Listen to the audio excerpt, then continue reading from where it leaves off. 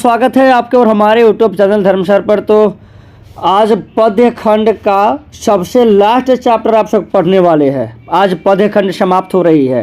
अब पाठ है 13। पाठ कितना है? पाठ 13 है। अब पाठ का नाम है गांव का घर। पाठ का नाम है गांव का घर।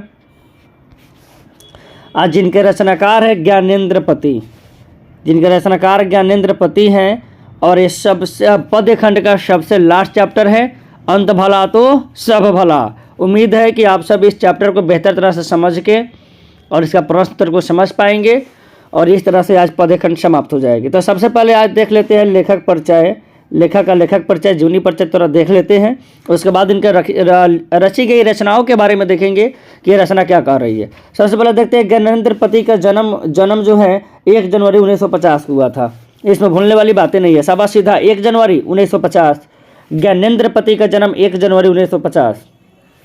इससे पहले मैं बता दूं कि ये बात आप सब पूरा रट लीजिएगा कि गांव का घर इनके तो ज्ञानेंद्रपति, चैप्टर, रचनाकार के नाम, ये सब आपको याद कर लेना है।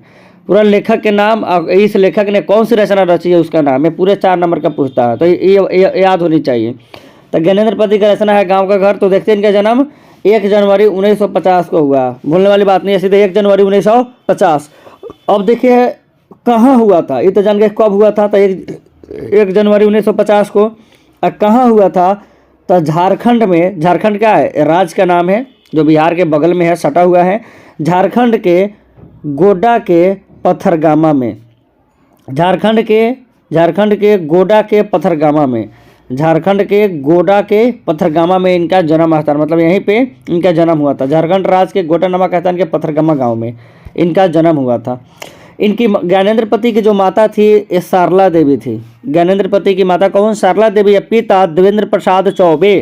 क्या सुन पा रहे हैं? देवेंद्र प्रसाद चौबे या माता सारला देवी। माता सारला देवी और पिता ज्ञानेंद्र प्रसाद चौबे। ज्ञानेंद्र प्रसाद चौबे, सरला देवी। उसके बाद देखते हैं ज्ञानेंद्रपति की शिक्षा, मतलब ये शिक्षा कहाँ से प्राप्त की है? तो प्रारंभिक शिक्षा गांव में ही, मतलब 1 से 5 तक सब गांव में ही पढ़ते हैं। तो प्रारंभिक शिक्षा गांव में। अब BA और MA अंग्रेजी विषय में पटना विश्वविद्यालय से। यही पटना जो हम बिहार राज्य की क्या है, राजधानी है। बिहार राज्य की राजधानी जो पटना है, उसी पटना से ये BA और MA अंग्रेजी से किए थे, पटना विश्वविद्यालय से। फिर हिंदी में भी MA बिहार विश्वविद्यालय मुजफ्फरपुर से, हिंदी में भी MA किए। उसके बाद देखते हैं इनके रचनाओं के नाम। लेकिन इनका निवास स्थान रहा वो उत्तर प्रदेश के वाराणसी में। मतलब ये जन्म हुआ था गोड्डा के पथरगामा में, झारखंड के, लेकिन बहुत दिनों तक वहाँ रहे कहाँ? रहते थे उत्तर प्रदेश के वाराणसी शहर में रहते थे। ठीक है, देखते हैं इनकी कृतियाँ कौन कौन सी है। तब पहल शममान, समयात्मा के लिए सही। सबसे पहले देखते हैं कि पहल शममान। उसके बाद आँख हाथ बनते हुए, शब्द लिखने के लिए नहीं कागज बना है, गंगा तट, सयात्मा, भिनसार, कवि ने कहा, ये सब कविता संग्रह हैं। एक चक्र नगरी, पढ़ते गढ़ते, कथेतर गद्य, इनकी रचनाओं का नाम है। क्या है ना कि ये सबसे पहला सम्मान इनको सयात्मा के लिए मिला था। साहित्य अकादमी पुरस्कार इनको प्राप्त हुआ था 2006 में। ठीक, इनकी इसके बाद इनकी एक कविता आज हम लोग को पढ़ना है जिसका नाम है गांव का घर। क्या? गांव का घर। देखते हैं गांव के घर कविता।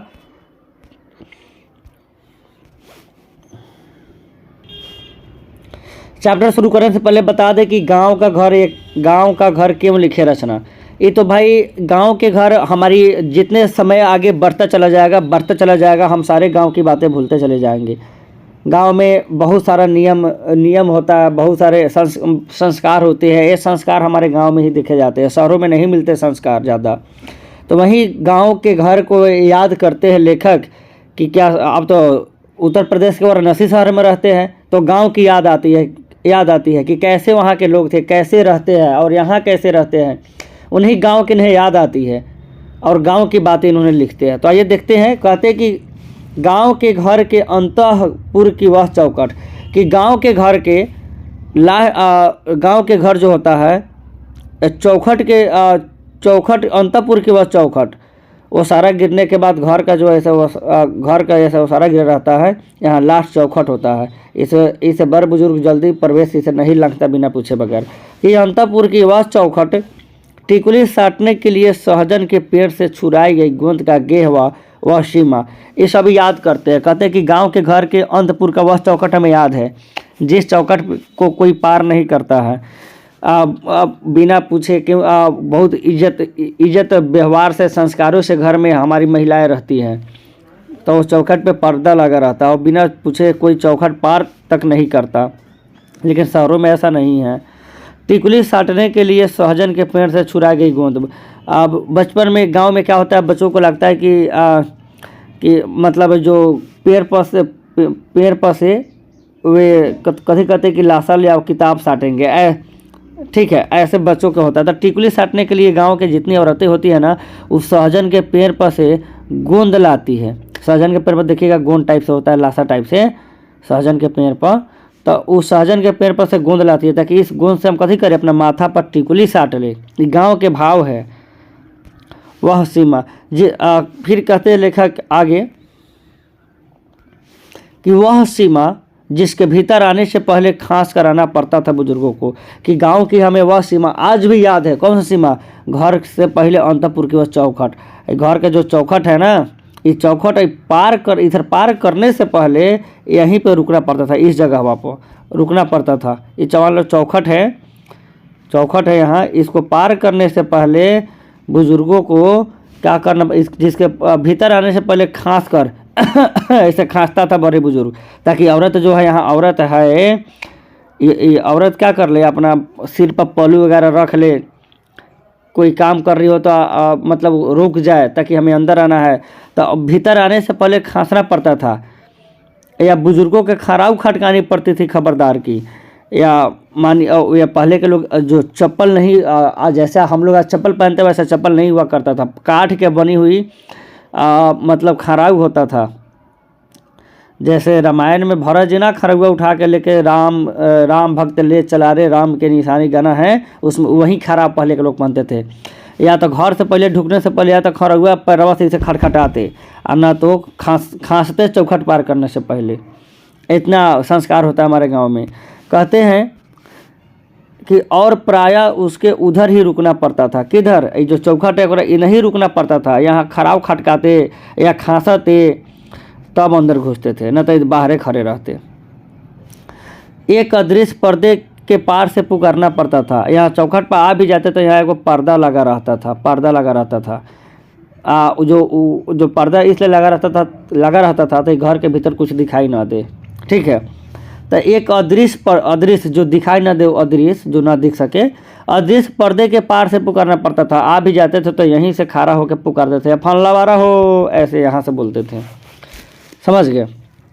चौखट के बाहर ही यहाँ खड़े रहते थे, चौखट के बाहर ही यहाँ खड़े रहते थे, यहीं से बोलते थे, पुकारते थे किसी को, भीतर घर में नहीं घुसते थे किसी को बगैर नाम लिए। वो भी पुकारते कैसे से, किसी को पुकारना पड़ता था कैसे, बिना किसी को नाम लिए से, फल्ला बारा हो, चिल्ला बारा हो, ऐसे गांव में होता है, ठीक है। जिसकी तर्जनी की नोक धारण किए रहते थे सारे काम सहज संघ के चिन्ह की तरह। कहते कि और बड़ों के आदेश ही काफ़ी होता था, कहते ही सारे काम सहज और सहज तरीके से सारा काम समाप्त हो जाया करता था। बड़ों की आज्ञा मिलते ही छोटा सारे काम कर देते थे। कहते कि संघ के चिन्ह की तरह, मतलब जितना फ्रेश संघ का चिन्ह होता है उसी प्रकार कहते ही सारा काम बढ़िया साफ सुथरा से हो जाता था। गांव के घर की उस चौखट के बगल में गेरू लिपि भीत पर क्या था, गांव में क्या था ना, चौखट के बगल में ये चौखट जो था यहाँ, इस हिसाब भाई पूरा बगल भाई पूरा घरे बना था भीत के, भीत मतलब मिट्टी के घर बना था, मिट्टी के। तो कहते कि गेरू लिप भीत पर, तो जो माटी के घर को भीत कहते थे पहले, भीत के घर है ऐसे, ठीक है। ये सब माटी के घर था ये सब। तो ये सब को लोग रंगता था गेरुआ रंग से, थोड़ा लाल रंग होता है, गेरुआ रंग से पूरा भीत रंगा रहता था। दूध डूबे अंगूठे के छापे। अब पहले आजकल की तरह कापी कलम नहीं था, जो भी गाँव वाला दादा दूध लेके आता था न, तो यही भीतवा पर दूध डूबे अंगूठे के छापे हैं। ये आज देता तो एक अंगूठा मार देता, फिर कल देता एक अंगूठा मार देता, परसों अंगूठा मार देता, इसे मारते जाता। और लास्ट में सब के इसे गन के 1 2 3 4 5 6 इसे गन के हिसाब करता था दूध के। मतलब गांव में ऐसा सिस्टम होता है। कहते उठावना दूध लाने वाले बूढ़े गवाला दादा के, कथी कि उठावना दूध लाने वाले बूढ़े गवाला दादा के अंगूठे के छापे मारते थे ताकि याद रहे कितना दिन दूध दिए हैं। हमारे गांव के ऐसे ही सुविधा थी, ऐसा ही सुविधा आज भी कहीं कहीं कहीं देखने को मिलता है। हमारे बचपन के भाल पर दुग्ध तिलक महीने के अंत में गिने जाते थे के करके। तो पूरा ऐसे अंगूठा का निशान लगाते जाता था। 1 महीना पुगने पर पूरा ही सबको गन के हिसाब होता था कि इतना दिन आपको दूध दिए है तो अब इतना रुपया हुआ, ठीक है। लेकिन धीरे धीरे लेखक को लगता है कि जैसे जैसे समय बीतता जाएगा, लोग मॉडर्न होते जाएंगे, सारी गांव के सारी बातें लोग भूल जाएंगे। इसीलिए आज के पीढ़ी को आप सबको याद दिलाना चाहते हैं वो गांव के घर के सारी बातें। कहते कि गांव का वह घर अपना गांव खो चुका है। क्यों? क्योंकि आज गांव में भी देखते हैं कि सब ईंट के, पत्थर के, सीमेंट के पूरा घर बन रहा है। अब पूरा घर सीमेंट बालू ईंट के बन रहा है। तो गांव का घर अब अपना गांव खो चुका है, धीरे धीरे सब समाप्त होता चला जा रहा है। पंचायती राज में जैसे खो गए पंच परमेश्वर। पहले मतलब पंच परमेश्वर, पांच आदमी बैठता था, 5 आदमी, अब कोई भी झगड़ा किसी को भी फर जाता था इसे। अब पंच को परमेश्वर माना जाता था, पंच को परमेश्वर माना जाता था, ये भगवान माना जाता था। पांचों निर्णय लेते थे कि ये गलती क्या है, किसको सजा मिलनी चाहिए, कितना किसको हक मिलना चाहिए ऐसे। लेकिन आज तो ऐसा होते ही नहीं है। गांव में देखते होइएगा, अब कोई घूस दे दे पंचायतिया को तो ओकरे ओर से बोल देगा। ये सब सारा पंचायती व्यवस्था खत्म होता चला जा रहा। पंच परमेश्वर को कोनो बातें नहीं है। लोग पंच परमेश्वर को भूल चुका है और थाना कोर्ट को याद कर चुका है। पंचायती का कोई तालमेल नहीं रहा, सब खोता जा रहा है लोग। बस लोग को पुलिस पे, कोर्ट पे भरोसा हो चुका है।